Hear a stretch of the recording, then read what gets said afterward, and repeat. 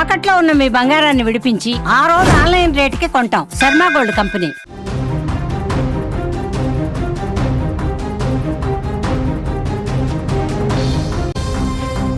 జీవితం ఎంత విచిత్రమైందంటే ఒకవైపు ఆనందంతో ఉప్పొంగేలా చేస్తుంది, మరోవైపు ఊహించని విషాదంతో కుంగదీస్తుంది.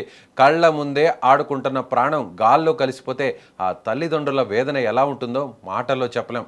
ఇల్లంతా బంధువుల కోలాహలం. ఇంకో 13 రోజుల్లో ఆ ఇంట్లో ఆడపడుచు పెళ్ళి. అంతా పండుగ వాతావరణం. కానీ ఆ సంతోషం వారింటి గుమ్మం దాటకముందే విధి ఆ కుటుంబంపై ఒక్కసారిగా పగబట్టింది.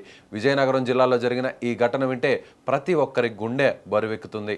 విజయనగరం జిల్లా గజపతి నగరం మండలం తమ్మికాపల్లి గ్రామానికి చెందిన కృష్ణవేణి గౌరీబాబుల కొడుకు ఏడుకొండలు ఇంటర్మీడియట్ చదువుతున్నాడు. అయితే మరో 13 రోజుల్లో అక్క పెళ్లి ఉండడంతో ఇంటర్ పరీక్షలు రాసి పెళ్లి పనుల కోసం ఇంటి వారికి సాయం చేస్తున్నాడు. ఈ క్రమంలో స్నేహితులతో కలిసి క్రికెట్ ఆడేందుకు బయటకు వెళ్ళాడు. అలా వెళ్లిన ఏడుకొండలు గజపతి నగరం జాతీయ రహదారి సమీపంలోని కళాశాల మైదానానికి వెళ్లి ఆట ముగించుకొని తిరిగి వస్తుండగా సెంట్రల్ లైటింగ్ కు చెందిన విద్యుత్ తీగలు తగిలి తీవ్రంగా గాయపడ్డాడు.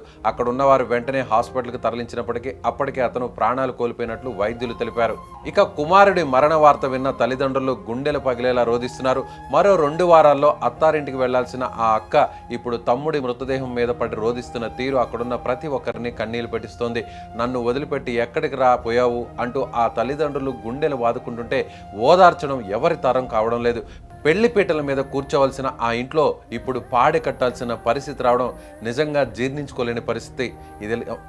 ఇదిలా ఉంటే ఈ ప్రమాదానికి విద్యుత్ శాఖ జాతీయ రహదారి అథారిటీ అధికారుల నిర్లక్ష్యమే కారణమని కుటుంబ సభ్యులు ఆరోపిస్తున్నారు. తమ కుమారుడి మృతికి బాధ్యులైన వారిపై ఖచ్చితంగా చర్యలు తీసుకోవాలని డిమాండ్ చేస్తున్నారు. కుటుంబ సభ్యుల ఫిర్యాదుతో కేసు నమోదు చేసుకున్న పోలీసులు దర్యాప్తు చేస్తున్నారు.